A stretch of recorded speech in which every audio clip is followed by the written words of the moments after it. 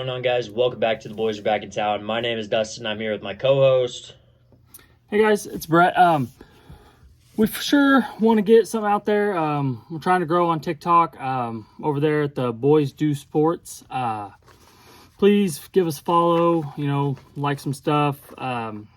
What do you got? Yeah. If you like the short form content, kind of the jokes and stuff like that, the stuff that we post here, if you are a fan of the stuff we post on here, I know a lot of people have came from the shorts that we post over here. So yeah, if you want to go follow on TikTok, we're trying to get up over 10K. On YouTube, it would help out if you dropped us a sub right now. We're trying to get to 1,000 subscribers. And then on Twitter, we just hit 500 followers, so that's sick. Appreciate the support. So yeah, let's go ahead and jump into our weekly recap. I think the biggest game that you want to talk about, because I want to talk about it, is the Chiefs losing to the Broncos 9-24. Yeah, I mean, when someone had mentioned to me that Mahomes was sick going into play at Denver, that's a high altitude place. Already people play worse there anyway. Yeah. So yeah, it was just going to be pretty obvious that Mahomes was going to have a bad game if he was already sick. Yeah, but I mean, he still threw for 241 yards, which is double what Russell Wilson did. But Russell Wilson throws 3 touchdowns on 114 yards. I don't think I've ever seen that stat line. That is insane to me. I feel like Williams got robbed of a couple of those. Yes, sir. If you have 85 yards, go ahead and feed your running back because he's carrying that offense. Give that boy some love, man. But, yeah, Mahomes held touchdownless for probably the first time ever. I don't ever remember seeing that being a thing, but that's wild. Another big game for me here is the Bengals beating the 49ers. I think this is a huge turn, and yes, you did call it. We called it. Yeah, we did call it. I tailed that one. But yeah, I think this is a big turning point for this Bengals team. With the Chiefs taking a big dive, the Bengals taking a big win. I do think Brock Purdy is still suffering from a concussion, and the 49ers expedited that process really poorly. There's probably something that's got to be looked into there. But, I mean, that's a big win, especially on the road. Yeah, they definitely probably should have played Sam Darnold. Even though Purdy did great for fantasy purposes, had 22 fantasy points. So, fine with me, but he is throwing way more interceptions in the last 6 quarters than he has thrown in his whole career. Not looked good. It's definitely a Tua type situation last year, in my opinion. Yeah. Another game I wanted to talk about. This one I am not too incredibly happy to talk about. I don't want to. I thought about leaving it off here. But the Giants had a 99.7% chance to win the game. 28 seconds left on 4th and 1. You're on your own 18. What do you do in that situation? With Saquon Barkley as your running back. Yeah, Saquon Barkley had already had 36 carries, I think, so I don't know what over one 100 more yards would have hurt. Yeah. He was the entire offense, the entire second half. Trust your running back to get the yard, ice the game. It's over. It's done. They had no timeouts. Even if you don't get it, you waste a couple more seconds to get there. I didn't really like the play call. I thought it was really stupid to kick it. But, yeah, Giants deserve to lose that game. Not a whole lot you can do there with a third-string QB. My last game I want to talk about is Buccaneers versus the Bills on Thursday Night Football. Personally, since I called the Buccaneers money line, I feel robbed. I feel like that game was there was probably about 4 or 5 pass interferences. I'm not going to blame it on that. I'm going to blame it on Chris Godwin not looking for the football. I mean, if you've seen the clip, the ball lands in a wide open spot, an absolute beauty from Baker Mayfield, and it is just missed by everyone on the field. Probably due to PI, but if you make an attempt at the ball and it probably gets called, but since the ball landed nowhere near anybody, it can't get called. Yeah, I don't think anybody saw the ball, I guess. I don't know how. I guess the lights were bright there in Buffalo. I don't know, man. Yep. Little shell-shock time. Scrolling through, I'm not really seeing any other surprisers. I think the Browns hanging in with the Seahawks was surprising, 20-24. The Panthers beating the Texans was something I did not see at all. That was nuts. Yeah, I mean, the Texans dropped to 3-4. That's about right for what we called. Commanders hanging in there, putting up 31 on that Eagles defense. That's a team that only put up 7 points against the Giants, puts up 31 against the Eagles. May spell out a fraudulent defense. I don't know. Maybe the Commanders just have the Eagles number there. What do you think? Yeah, because this is back-to-back times they've dropped 30 on them. Yeah, well, I don't think the Commanders rushed real well against the Eagles, did they? Let me check. I'll say the Eagles 59 rushing yards on 10 attempts for Brian Robinson. Jahan Dotson went for 108. 8 receptions. I knew Jahan Dotson had a game, dude. Terry McLaurin had a pretty good game, too. Jamison Crowder legacy game, too. Jeez, 7 for 95. Terry McLaurin, 5 for 63. Logan Thomas had a great game. Yeah. Which was a huge miss on me. I said to sit him. Wowzers. Yeah, no. I guess he only had 16, but good game. Eagles I don't know what they are. I mean, are you good or are you not? I need you to figure it out, especially for everyone in the NFC's sake. I think don't you guys play them next week? Or is that the week after? I haven't even looked, honestly. You guys play the Cowboys. Yes, sir. Okay, so Eagles, Cowboys, Sunday afternoon, not even a Sunday night game. I feel like they should have had that a Sunday night game. Yeah, it probably might get bumped, especially with the it's Bills, Bengals. Yeah, that's I was like, with the new rules, it's got to be like within 2 week or like a 2 week thing or something. I saw. I thought that was with it to flex them out of Thursday night.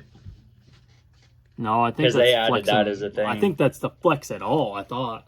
Oh, it might still be. I mean, it's likely. They should have already flexed plenty of these games out. All of our primetime games this week sucked. Thursday Night Football was all right, I guess. But all right, do you want to jump into our waiver wire ads? Yeah, let's get into some waivers. First off, we got 4 teams on bye. The Broncos, Lions, Jags, and Niners. Makes you missing, a lot of fantasy relevant guys. The quarterbacks, Goff, Purdy, T-Law. Running backs, Javonte Williams, Gibbs, Etienne, CMC. And then the wide receivers, Sutton, Amon-Ra, Christian Kirk, Calvin Ridley, Brandon Ayuk, Deebo Samuel when he's healthy. And tight ends, Laporta, Ingram, and Kittle, all starters on somebody's team. Yep. So the waivers are a little more important if you're got a lot of hurt guys on your bench or just guys that are okay. And sometimes these waivers are you have to start them. You just have to throw them in there, yep. Yeah, so my first waiver, I had him as the quarterback last week, Kyler Murray. Jonathan Gannon, the head coach of the Cardinals, said that either Kyler or Clayton Tune will start this week. So that means Kyler will be the starter soon, whether it's this week or the next. I prefer it to be the next week because this week I think they play the Cleveland Browns or the Ravens. I think it's the Browns. They play the Ravens last week.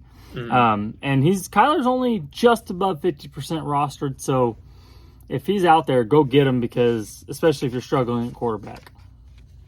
Yeah, my quarterback is a guy that's coming off an absolute banger of a week. We got Will Levis. So I think that this guy's going to be a great spot starter, especially if you're a T-Law starter kind of guy, especially if you're a T-Law and then you have Ingram as like a little duo. This will prepare perfectly for what I'm about to say. I'm out with the tight end. But I think Will Levis coming off a 4 TD game, he's looking hot right now. And the Falcons' defense is nothing to scoff at. I mean, they did lose Grady Jarrett, so he did have a lot of time in the pocket. But he plays the Steelers next week. I'm not sure what the Steelers team is going to look like after the trade deadline tomorrow, but we're going to see. I mean, they did lose 6-30 to another rookie quarterback in C.J. Stroud, so maybe Will Levis gives them the business. Oh, I hope so. That'd be awesome. Sure would. Just a classy guy, too, talking about how the fans were booing Malik Willis when he came onto the field and talk about how that's not right and stuff like that, Yeah, dude. He really puts the mayo in the coffee, man. Yeah, I love that mayo in the coffee. Yeah, it's a little weird.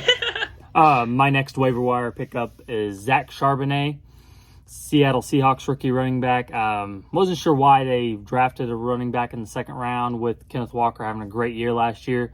But Kenneth Walker didn't practice until Friday, and that was technically a walkthrough, and he had a limited walkthrough, so Don't know how that works, but Charbonnet played more snaps than Walker, and Walker was hurt technically, so that could be why. But I think Charbonnet could carve out a role with Walker healthy either way. But if Walker were to miss time, then Charbonnet is probably a top 10 running back in fantasy. And last week, Charbonnet had over 10 yards per carry. So I mean, 5 rushes for 53 yards. Behind that Seahawks O-line, it seems a lot easier than it might be, but, I definitely agree with that. You talked to me a little bit about that before we got on. So, I do really like that pickup. I don't have a running back pickup for this week. There are a lot of gaps with the bye weeks, but I just don't really have one. I don't really see value anywhere. But I do have a receiver here that's under 40% owned, coming off a 30-point week. We got Rashid Shaheed again, man. He has the Bears coming up next week. I absolutely love Rashid Shaheed as a start next week, not just a 38% pickup on your bench, man. You worried at all about him being real boomer bust? I am, but whenever it comes to getting deep shot targets against bad defenses, if that's what it's going to take, he's going to be a matchup guy. So you just kind of plug him in whenever he has a good matchup or a bad matchup. But I really like him against the Bears defense. Yeah. But he's definitely boomer bust. He's going to either give you 9 or he's going to give you 30. What do you have, 3 catches this week? 3 catches, 158 yards. Yeah. I mean, if Carr starts to miss on some of those, then it won't be looking so pretty. Yeah, but I mean, it looked like Carr is tired of giving Olave those chances, especially after their communication issues on, was it Monday night or Sunday night? It was one of those nights where they were having some pretty bad communication issues. So, no, yeah, for sure. I've got Demario Douglas, Patriots rookie wide receiver. He led the team in snaps and targets this week, and he's had 13 targets over the last 2 weeks. Yeah. With Kendrick Bourne tearing his ACL, who was my waiver pickup last week, Demario Douglas has got to be like the only guy there, other than Juju and Devontae Juju, Parker. Did get a touchdown, but it was just like an out route and he was open. Yeah. So Devontae Parker's in concussion protocol, so Douglas's only competition for targets at the wide receiver position is Juju or that one rookie last year, but he's still Demario Douglas is averaging like 5 targets a game, and then his targets have gone up in the last 2 games, 6 against Buffalo and then 7 against Miami. So he's obviously, like we talked about it a little bit, that he is probably going to be one of Mac Jones's favorite targets, and it's clear that he is. So Yep. And the Patriots offense is moving a little better too, so that helps. Yeah, it definitely got opened up, so it's good to see. It's good to see that they were fighting with the Dolphins too, because I thought that they might be able to pull that game out, to be honest. Yeah. My tight end start pairs with Will Levis. We got Chickazee Okonkwo. He did only have like 4 catches for 22 yards, but those 4 catches could also be like he's getting looks. People against, after they watch tape, they're not just going to let him bomb to D-Hop. So D-Hop's touches are going to probably cut, I don't want to say in half, but at least by like 30 or 40%, because people are going to start like manning and then putting a safety over the top on D-Hop, because they're not just going to get burnt on 3 go routes like they did this past week, because Levis obviously has a fucking cannon. So I really do like Okonkwo to get. I liked him I drafted him. I thought he was going to be used way more on the offense, but had to let him go. But he's still under 40% rostered. So if you need a tight end this week, go ahead and pick him up, see what happens. Yeah, no, I was definitely pretty high on him going into the season, but definitely dropped him everywhere I had him or traded him. Just lost all of his value there. So I think last week I had this tight end as my waiver pickup. It's Trey McBride. No, last week you had Taysom Hill. Oh, yeah, and then the week before it's Trey McBride. Trey McBride, yes, sir. Yeah. He's still only 20% rostered. He had 14 targets, 10 catches, 95 yards, and a touchdown this week. That's pretty good. Yeah, that's pretty good. That's pretty good. Against the second best team against tight ends in the Ravens. So I don't understand. Ertz is on IR, 20% rostered. Like we gotta get that up. Maybe that'll be around 80% by the next couple weeks when for he just sure. absolutely goes off. And with Kyler coming back, he could get better QB play, or even with the rookie playing next week or this coming week. Rookies like them tight ends as the safety blanket. So I mean, could see Clayton him. Tune has a cannon. I do see him airing it out. I do still like Hollywood. But if Kyler does get the start, I don't remember quite who was Kyler's tight end a couple of years back that they just absolutely torched people with. I don't think it was Ertz yet, but yeah, no, if Kyler comes back, there's a good chance McBride is probably tight end 5 on the season by the time it's over. Yeah, well, Arizona has such a narrow target tree. Like, it's McBride and it's Marquise Brown. Yep. So I figure he'll out-target everyone on the team except Marquise Brown. I mean, you got Greg Dortch, Rondale Moore, Amari DeMarcado at running back, and if he's available in your leagues, I'd pick him up too because he's got a couple more weeks before James Conner comes back. Yeah, I mean, they got a tough matchup coming up against the Browns. Browns defense is absolutely nuts right now. But, I do like him to a nice little stash at 20%. He's got to be rostered, man. There's no reason he's not rostered. Yep. Yeah, that all you got? That's all I got. Thanks for tuning in, guys. Wednesday, we'll be recording. Send in your fantasy football teams at The Boys Do Sports. It's right down here. There's the Twitter. Just go in, send your fantasy football teams to us whenever we ask you guys on Wednesday. We might pick you guys to be covered in our Thursday podcast episode, so tune into then. Till then, drop us a like, hit us the subscribe button, and we'll see you guys next time. Peace.